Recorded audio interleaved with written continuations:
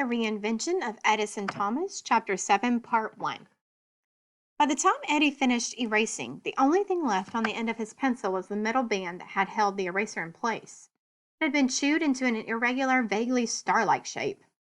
Tiffany had suggested he write a letter to the editor of the Drayton Times about Jim and the stop sign. She said if he actually did something about his problem, it would make him less stressed about it. Blood of innocent children will be on your hands. No. The people at City Hall must have mothballs instead of brains. No. Do you morons think a simple stop sign is enough to protect these kids? No. I have calculated that at the current rate of cars ignoring that stop sign, the probability of a fatal or near-fatal accident within the next 2 months is... No. Eddie wondered if they would publish his graph if he sent it along with the letter. Writing was definitely not his strong point. Tiffany had also suggested that he write up a petition and get a lot of people to sign it. Again, not one of his strong points. What was his strong point? Inventions. He could invent something that would make the intersection safer, something that would make people stop at that stop sign. That would be a much better project to occupy his time and brain than some theoretical project for next year's science fair. He would actually be helping people. Maybe even saving lives. That was better than a blue ribbon or even a plaque from the regional fair. He began to sketch out some ideas for traffic calming devices. His first idea was a robotic gym. He could construct a robot that would wheel itself into the middle of the intersection whenever a child needed to cross the street. It could hold up a stop sign, and once the child had crossed the street, wheel itself back into the sidewalk. If a car ran the stop sign and hit the robot, he could just make another one. At least it wouldn't be like his dream about Jim. No robotics would be too expensive. Eddie tried to erase his drawing, but he had no eraser left on his pencil. He scribbled it out and turned the page. He could make a crossing gate like the ones at railroad crossings. The child wishing to cross could push a button to lower the gate as lights flashed and bells clanged. No, too big and too noisy. He scribbled over the drawing. Mom brought over a glass of milk and a plate of chocolate chip cookies with walnuts. She must have finished her latest work project. Whenever she was between assignments, she did all sorts of homemaker-type things. Baking cookies, cleaning the oven, planting shrubs, reorganizing the closets. She looked over his shoulder at the somewhat confused sketches in his notebook. Not going well, huh? She said. Eddie growled with a mouthful of cookie. It looks as if you're getting stuck in the details again, she said. Why don't you just try loosening your brain up a little? Do some brainstorming. Eddie growled again as he took a sip of milk. Fine, fine, said Mom, stepping away. I can take a hint. Just bring the glass and plate to the sink when you're done, please. Eddie turned to a fresh page. He slid his hand down the smooth paper. He took a deep breath, closed his eyes, and rolled his head back. Brainstorming. That was a strange word. A storm in one's brain. Eddie knew what that was like. It was like the science fair when the feedback from the sound system had set off a storm in his brain.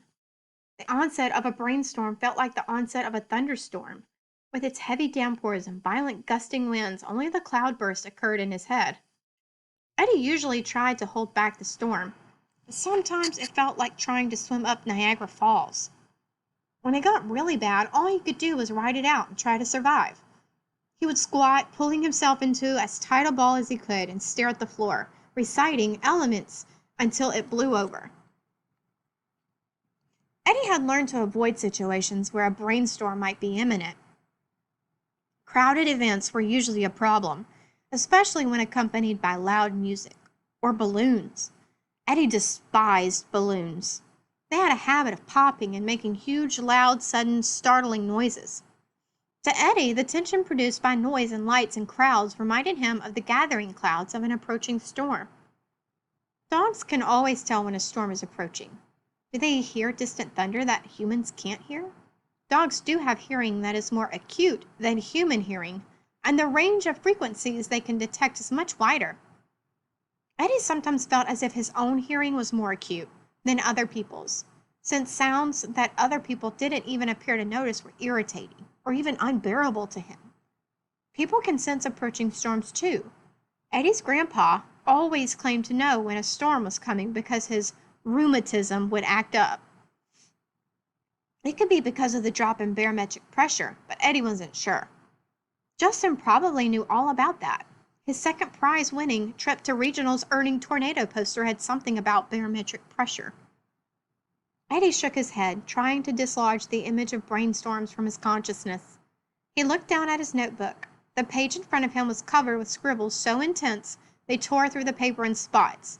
This was getting him nowhere near solving the traffic problem at Jim's Corner.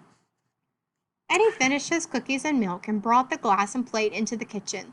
He decided to take a break and read more about Thomas Edison. He looked in his backpack, but the book wasn't there. A little spurt of panic began to leak into his brain, but he plugged it up. It had to be somewhere. Ask Mom, the finder of all lost things. First, he had to find Mom. Mom! I'm right here, came Mom's voice, faintly from the living room. Where's my book? Yelled Eddie. Come here and ask me. Eddie went to the living room and stood in the arched doorway. He raised his arms to a horizontal position, pressing his hands against both sides of the opening. If he pushed hard enough, maybe he could support his weight. He tried to lift his feet. This was harder than he thought. Yes, said Mom. Have you seen my book about Thomas Edison? Asked Eddie. Mom was knitting. Yes, she was definitely finished with her latest assignment. Inside voice, please, said Mom quietly. I think I saw it in the upstairs bathroom. Eddie liked to watch Mom knit. The rhythm was calming. Click, click, flip the yarn. Click, click, flip. It looked like yet another scarf, about 20 centimeters wide. Eddie suddenly realized that knitting could be the basis of a secret code. You could knit a rectangle and then write your message on it. Then you unravel it and send the ball of yarn to the recipient, who would then re-knit the rectangle and read the message. Only someone who knew the exact dimensions of the rectangle and the right size needles to use would be able to regenerate the message. If you used water-soluble ink to write the message, you could plunge the rectangle into water to erase the message once you'd read it.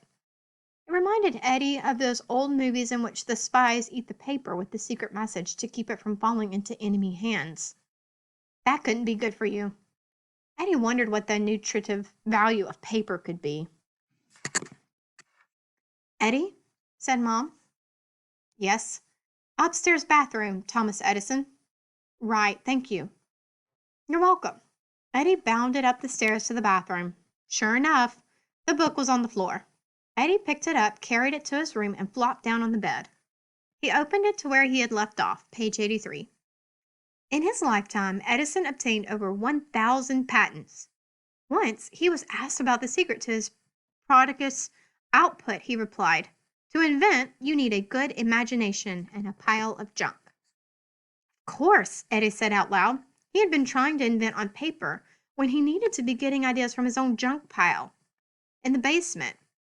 He dropped the book, making a mental note to remember where on his bed, and went to the basement. Along one wall, Eddie had carefully organized and cataloged a collection of parts salvaged from junk he had found and things that Dad had brought home from work. Drawers and drawers full of transistors, thermocouples, light-emitting diodes, gears, motors, switches, capacitors, time motors, relays, and circuit boards. He had piled this stuff he hadn't gotten around to disassembling against the far wall. His pile of junk. He stood motionless and stared at it, waiting for inspiration, just like Thomas Edison. Nothing happened. He gave the pile a forceful kick. Still nothing, except a sore toe. He had neglected to put some shoes on his feet. Another kick. This one a little more careful. A metal detector fell from the top of the pile and landed with a crash at Eddie's shoeless feet. Eddie picked it up and examined it. It didn't seem to have been damaged in the fall. A metal detector. Cars are made of metal.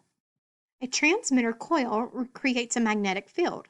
If the magnetic field interacts with a piece of metal, that piece of metal generates its own magnetic field, which is picked up by the receiver coil. He could set up a metal detector near the stop sign and, no, he would not be able to tell if the car had stopped moving. Eddie kept looking. A TV remote, a waffle iron, a fax machine, a toy computer that talked when you pushed the buttons. Eddie stopped to think. The voice synthesizer in the toy computer might be useful for the talking timer he was planning to invent. Back to business. An old telephone with a rotary dial, an 8-track tape player, a singing fish, a lamp, a calculator, a barometer. Eddie stopped, dropped the barometer, cracking the glass cover, and picked up the singing fish. It was one of those gag gifts that looks like a regular trophy fish, in this case, a largemouth bass. If someone walked by, it would start singing some dumb song. The key was that it sensed if someone was walking by. Eddie took the fish to his workbench and took it apart. Sure enough, inside was a photoreceptor. But would it work on his invention? Seemed like a simple photoreceptor that would just detect whether something was directly in front of it. What he really needed was something that would tell him if a car stops or is still moving.